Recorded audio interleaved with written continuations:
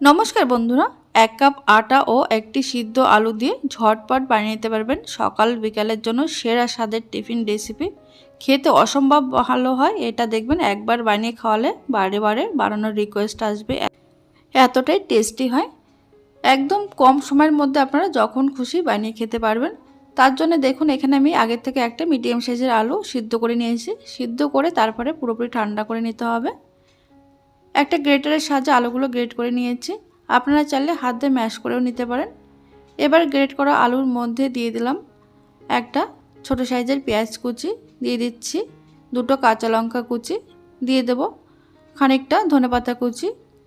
এবার এর মধ্যে আমি দিয়ে দিচ্ছি স্বাদ মতো নুন, দিয়ে দেব সামান্য হলুদ। তারপর এর মধ্যে দিয়ে দিলাম হাফ চা চামচ মতো চাট মশলা, দিয়ে দিলাম সামান্য গরম মশলার গুঁড়ো। এবার হাত দিয়ে খুব ভালো করে মেখে নিতে হবে।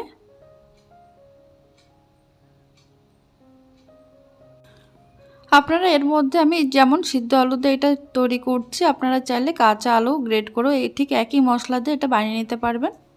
এবারে দেখুন মশলাটা মাখানো হয়ে গেছে। এর মধ্যে আমি একটা শুকনো লঙ্কা ভাজা হাত দিয়ে একটু এইভাবে ভেঙে দিচ্ছি। এতে করে টেস্টটা বেশ ভালোই আসবে। তবে এটা যদি আপনারা পছন্দ না করেন শুকনো লঙ্কা, তাহলে স্কিপ করতে পারেন।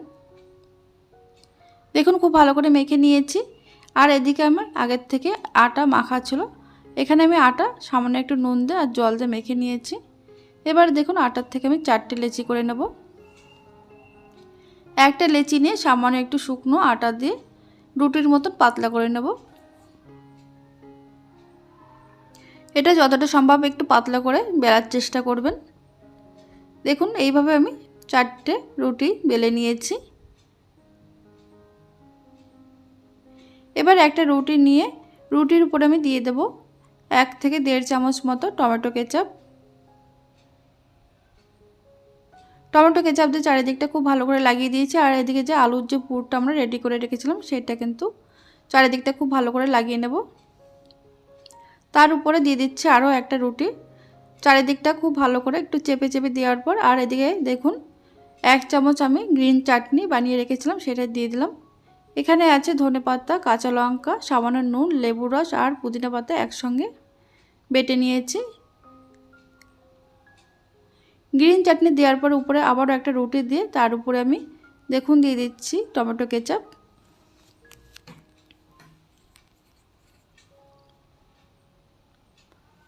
টমেটো কেচাপ ভালো করে লাগিয়ে নেওয়ার পর উপরে আবারও এই আলুর পুরটা দিয়ে দিতে হবে।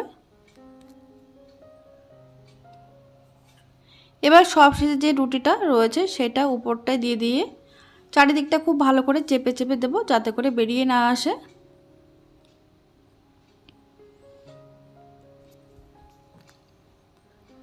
দেখুন চেপে চেপে চারদিকটা এরকম সিল করে দিয়েছে আর উপর দিয়ে হালকা একটু চেপে চেপে দেব। একদম রেডি হয়ে গেছে। আর অন্যদিকে যে পাত্রে আমি এটা স্টিম করব, সেই পাত্রে এরকম ছিদ্রযুক্ত একটা থালা নেবেন। থালার মধ্যে সামান্য একটু অয়েল ব্রাশ করে নেবেন, যাতে করে থালার গায়ে লেগে না যায়। দেখুন এটা আমি সাবধানে বসিয়ে দিলাম।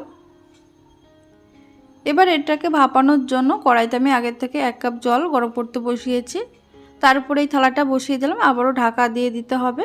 ঢাকা দিয়ে গ্যাসের আঁচ মিডিয়ামে করে 3 থেকে 4 মিনিট আমি ভাপিয়ে নেব। 4 মিনিট পর ঢাকনাটা খুলে নিয়েছি। এটা কিন্তু খুব সুন্দর স্টিম হয়ে গেছে বা ভাপানো হয়ে গেছে। এবার একটা প্লেটে নামিয়ে পুরোপুরি ঠান্ডা করে নিতে হবে। পুরোপুরি ঠান্ডা হয়ে যাওয়ার পর একটা ছুরিতে এইভাবে পিস পিস করে কেটে নেব।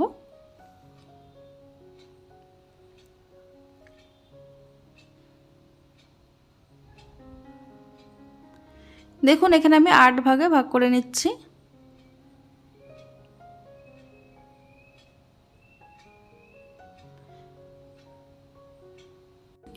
এবার এগুলোকে ভাজার জন্য দেখুন একটা পাত্রের মধ্যে দিয়ে দিচ্ছি আমি 1/4 কাপ ময়দা। তার মধ্যে দিয়ে দিলাম সামান্য একটু নুন। এবার এর মধ্যে দিয়ে দিচ্ছি আমি অল্প অল্প পরিমাণে জল। অল্প অল্প জল দিয়ে এটা খুব ভালো করে মিশিয়ে নিতে হবে। এই ব্যাটারটা কিন্তু একটু পাতলা করে বেলে নিতে হবে। দেখুন এখানে আমি 1 বাটির থেকে একটু কম জল নিয়ে ব্যাটারটা তৈরি করে নিয়েছি। এবার যে টিফিনগুলো সেগুলো একটু এই ব্যাটারের মধ্যে উল্টে পাল্টে লাগিয়ে নেব চারিদিকটা। আর এদিকে একটা ফ্রাই প্যানে আমি 1 টেবিল চামচ সাদা তেল গরম করতে বসিয়েছিলাম। তেলটা ভালোভাবে গরম হয়ে যাওয়ার পর গ্যাসের আঁচ মিডিয়ামে করে এই টিফিনগুলো দিয়ে উল্টে পাল্টে একটু লালচে করে ভেজে নেব। ভাজতে কিন্তু খুব বেশি সময় লাগে না, একদম কম সময়ের মধ্যে ভাজা হয়ে যায়।